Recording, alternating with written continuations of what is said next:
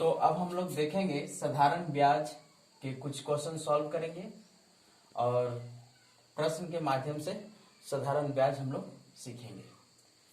यहाँ पर बोल रहा है कि 988 रुपया की राशि पर 18% वार्षिक दर से 5 वर्ष के अंत में कितना साधारण ब्याज अर्जित होगा।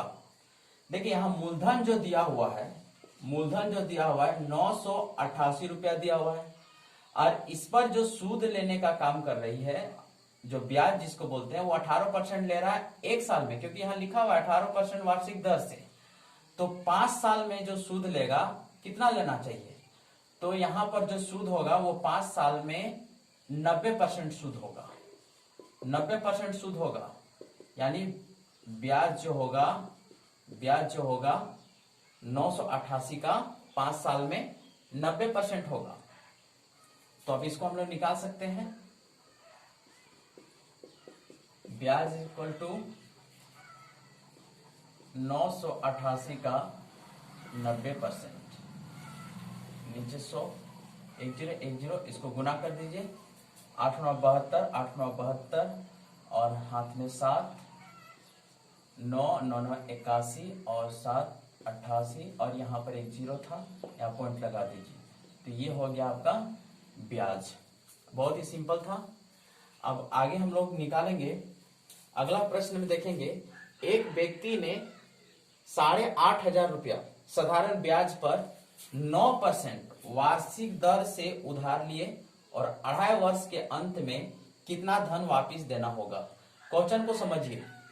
एक व्यक्ति ने 8,500 रुपया उधार ले रहा है और एक साल में जो सूद दे रही है वो 9% दे रहा है और ये 9% के अनुसार से इस व्यक्ति को 2.5 साल तक सूद देना है।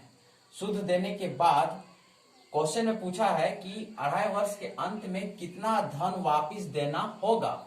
जब वापस धन देना होगा, इसका मतलब यहाँ उसको मूलधन भी और ब्याज दोनों वापस करना होगा। तो यहाँ पर क्वेश्चन में जो पूछा है वो हम लोग को मिश्र धन निकालना होगा और मिश्र धन का हम लोग फॉर्मूला जानते हैं। मिश्र धन का फॉर्मूला जानते हैं, मूलधन जोड़ ब्याज। तो मूलधन 8,500 दिया हुआ है। अब हम लोग ब्याज निकाल लेते हैं।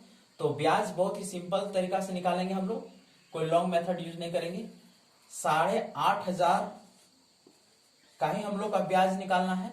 तो एक साल में अगर 9% दे रही है सूद, तो 2 साल में कितना देगा, 2 साल में 18% देगा सूद। और देखिए इधर आधा है, मतलब उसका आधा देगा, मतलब एक साल में 9% सूद दिया, दूसरा साल में भी 9% सूद दिया और ये आधा का इसका आधा दिया, मतलब 22 टोटल हो जाएगी। इसका अगर आधा सूद दे तो इसका हो जाएगा 4.5% सूद हो जाएगा। इसका आधा देगा, मतलब ये देखा जाए तो 2.5 साल का सूद है। यानी 9 9 18 और 4.5 22% टोटल वो सूद देगा। तो यहाँ पर सीधा आप निकालिए 22.5% का निकाल दीजिए। 1 0 1 0 कैंसल, इसको गुना कीजिए।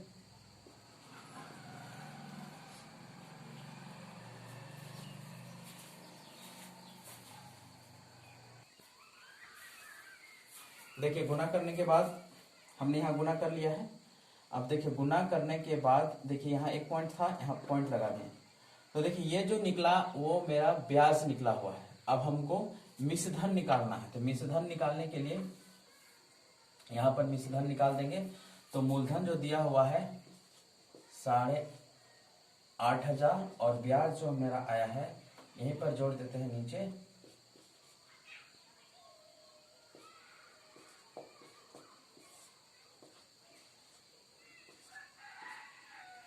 पाँच 9 14।